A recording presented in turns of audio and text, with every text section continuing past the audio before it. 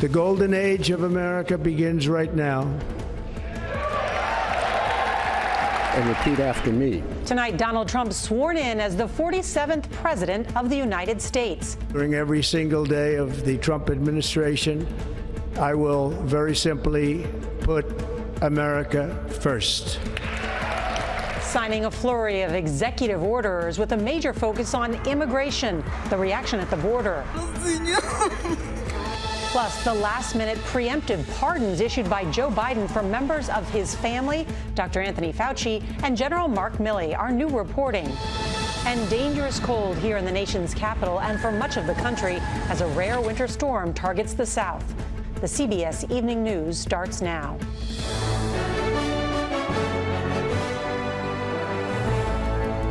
Good evening, I'm Norah O'Donnell, and thank you for joining us on this historic night following the inauguration of Donald Trump, the nation's 45th and now 47th President of the United States.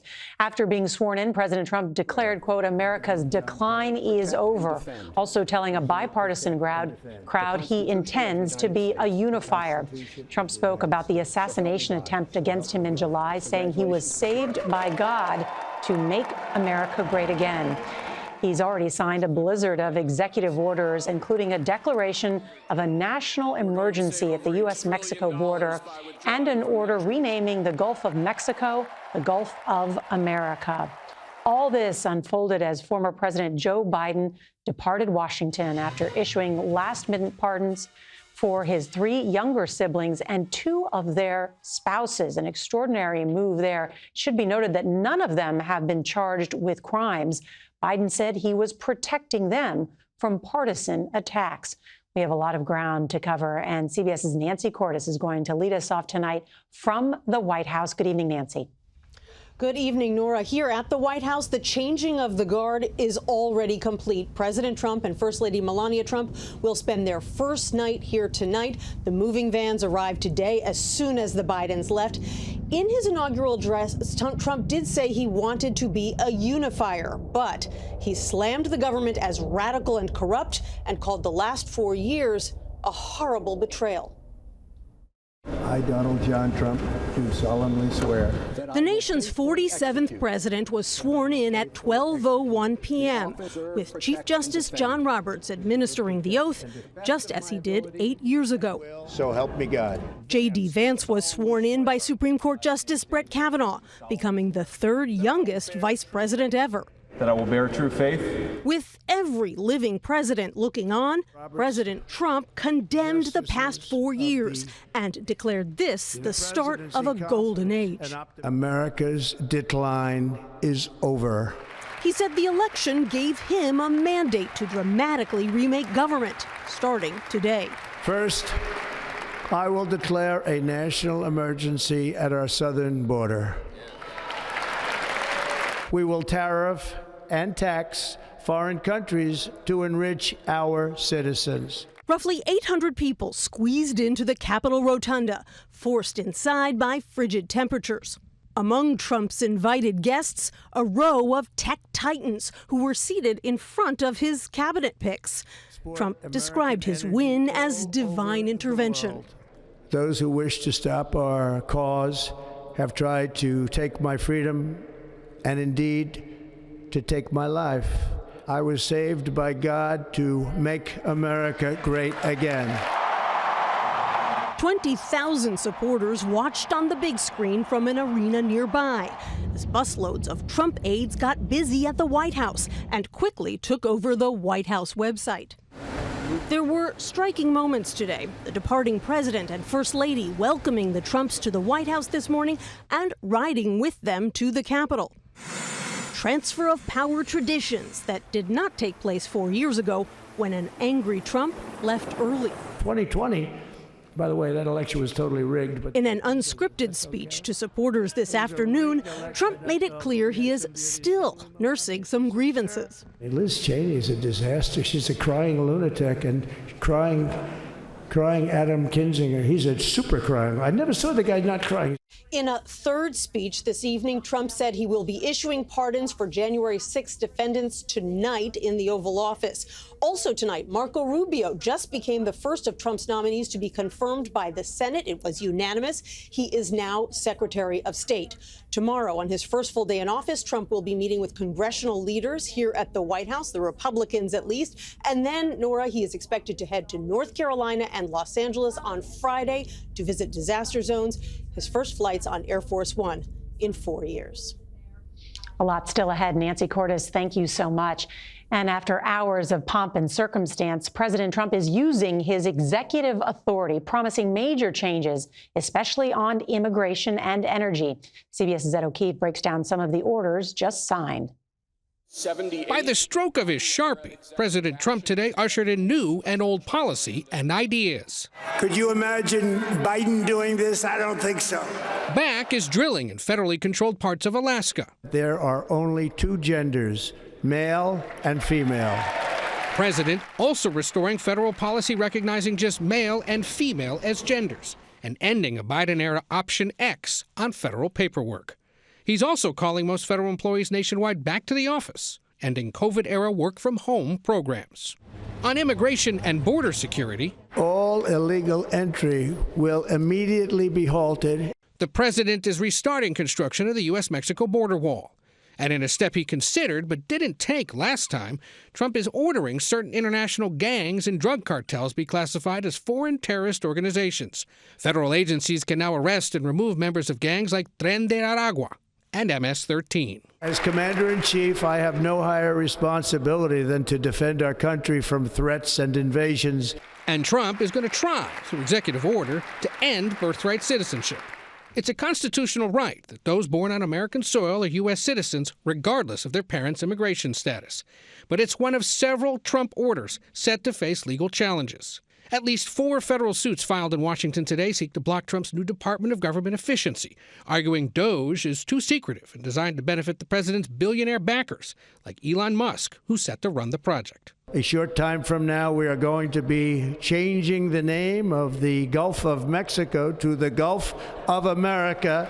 And that's a plan Mexico's president has said her country won't recognize. Finally, after saying he didn't like that U.S. flags were set to fly at half-staff on Inauguration Day because of the recent death of former President Jimmy Carter, Flags shall be flown at full mast. Trump signed paper ordering flags always fly at full staff on future Inauguration Days. And Ed O'Keefe is here with us. Now, let's explain this. Just because the president signs an executive order, does that mean all of the action will be carried out? Not necessarily, for a few reasons. First of all, as we mentioned, there are going to be a suite of lawsuits about various elements of what he's proposing tonight, whether it's the climate agenda, whether it's the immigration aspects, whether it's some of the government management stuff he's proposing. We mentioned, for example, concerns about DOGE. The other thing is, it may sound like something big, but it may actually not be that big a deal, or it might be rather perfunctory, in that when you come into a new administration, you say, everyone stop what you're doing until we have full control. Well, that happens every 4 or 8 years when a new president comes in anyway.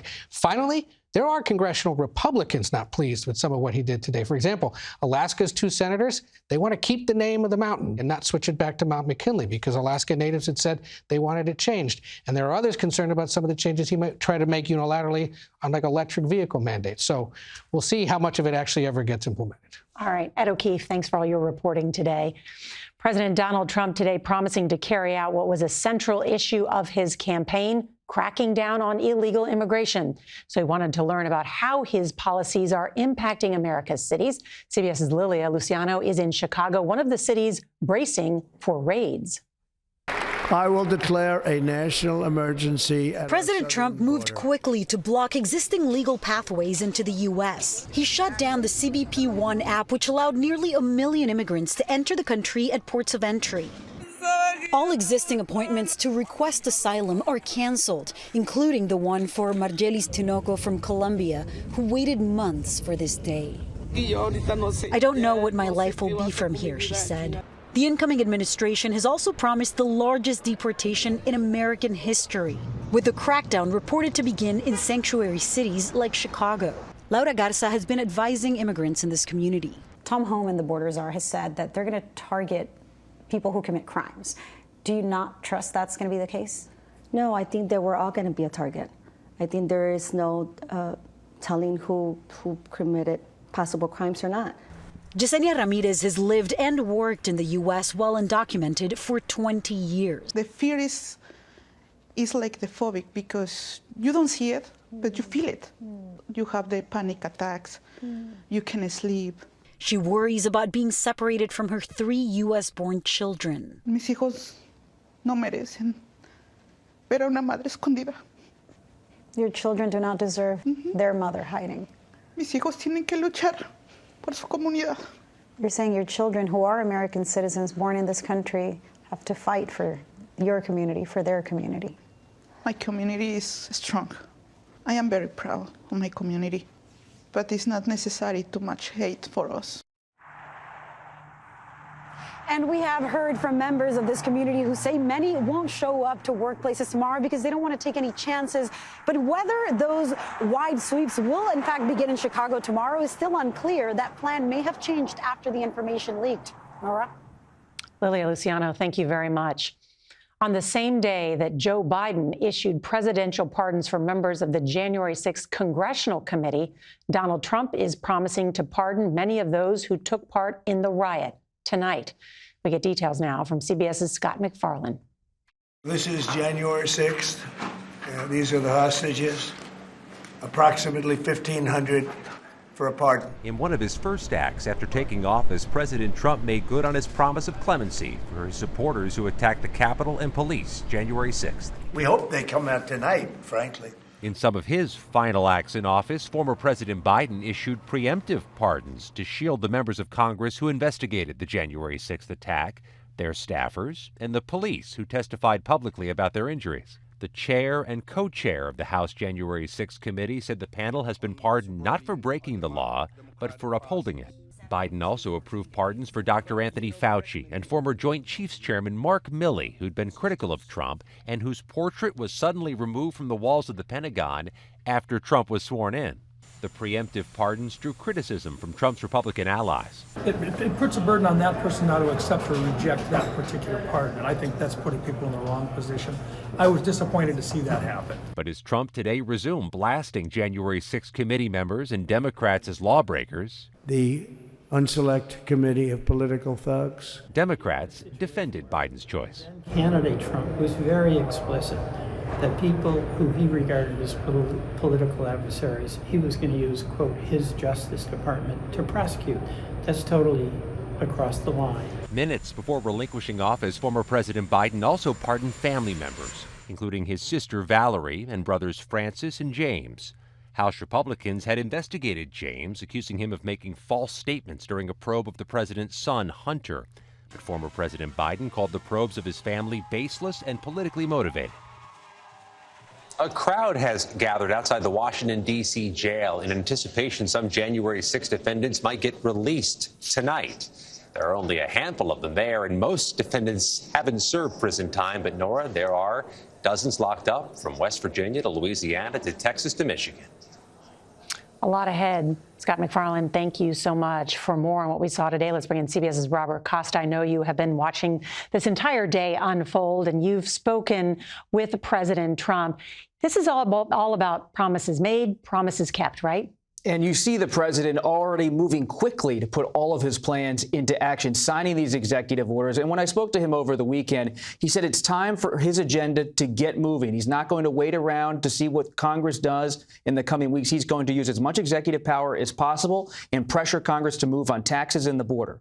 And how quickly can he do that? Because he does understand what his first term was like, and he understands the trappings of the presidency and how hard it is to get things through Congress. He has a comfort with power now, and he has a comfort with his power, especially within the Republican Party. When I was at the Capitol in recent days, all of the Republicans are saying they're ready to move. This is far different than 2017 when they were ready to push back against President Trump. Now they're ready to do his bidding.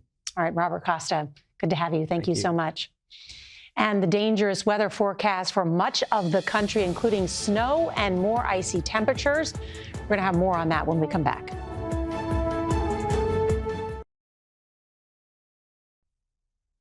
The cold that forced the inauguration inside is impacting much of the country. In fact, more than 204 million Americans are under a cold weather advisory. And in the South, schools and airports are closing as they prepare for a rare snowstorm. CBS's meteorologist Albert Ramon joins us now. Albert? Good evening, Nora. Yes, the Arctic blast locked into Chicago tonight. Wind chills by tomorrow morning as cold as 30 below zero. Only in the single digits here in the Windy City for tomorrow, but it'll feel well below zero throughout the day. Notice high temperatures in the teens for tomorrow in places like Philadelphia. We're also expecting this cold air to slide off towards the east. So by the time we head into Wednesday morning, notice both the air temperature and wind chills as cold as 10 below zero in Pittsburgh. And this Arctic air mass has made its way down to the Gulf Coast, mixing in with moisture tonight as we watch a developing winter storm, rare for this part of the country. Places like Houston and New Orleans could see as much as 6 inches of snowfall. Travel will be difficult along and near I-10 from Houston and back off towards the east, including the Panhandle, Florida, through the day on Wednesday. Also monitoring the fire situation tonight in Southern California. Red flag warnings posted for the potential for wind gusts as high as 100 miles per hour now through 10 a.m. tomorrow morning Pacific time in places like the foothills and also the mountains in Ventura County and northern Los Angeles County. Nora? Albert Ramon, thank you so much. Freedom after more than a year in captivity, the emotional scenes that played out in Israel when we come back. In his inaugural address, President Trump once again claimed credit for the temporary ceasefire in Gaza, saying his proudest legacy will be that of peacemaker and unifier. Today, Israel's military released video of 3 Israeli women who've been held by Hamas and are now reunited with their families. We get more now from CBS's Elizabeth Palmer in Jerusalem. Hamas filmed the hostages waiting to be freed. Bizarrely, they received gift bags and certificates before the final drive through the streets of Gaza. At the handoff point, fighters struggled to keep the crowd back as the 3 women dashed into a Red Cross vehicle. Then a final bit of Hamas paperwork, a prisoner release decree, and they were off to be reunited with their families. Doron Steinbrecher, Emily Damari, and Romy Gonen got the hugs they'd been dreaming of for 471 days.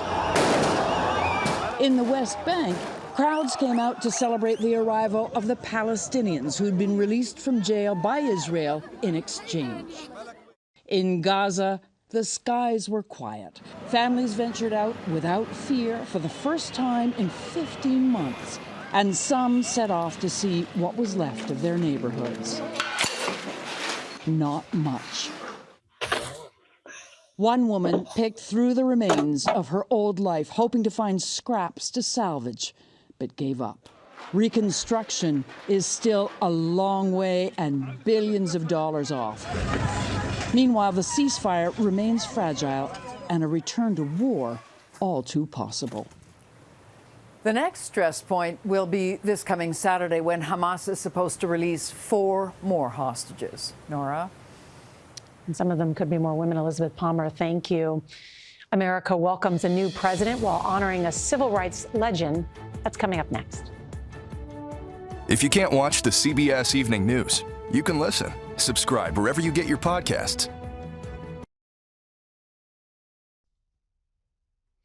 Finally tonight, today marked just the second time that a president was sworn in on Martin Luther King Jr. Day. It was Bill Clinton who took the oath for his second term on this date in 1997, echoing Dr. King by calling on Americans of all races, cultures, and religions to heal divisions and become one community. In his most famous speech in 1963, Dr. King said he had a dream that the nation would live out the meaning of its creed, that all men are created equal. And today, the 47th president noted the holiday, pledging to strive together to make his dream a reality. That is a worthy goal indeed, and the pledge from a president today to this nation. And that is tonight's CBS Evening News. I'm Nora O'Donnell. Thanks for spending the day with us. We'll see you back here tomorrow. Good night.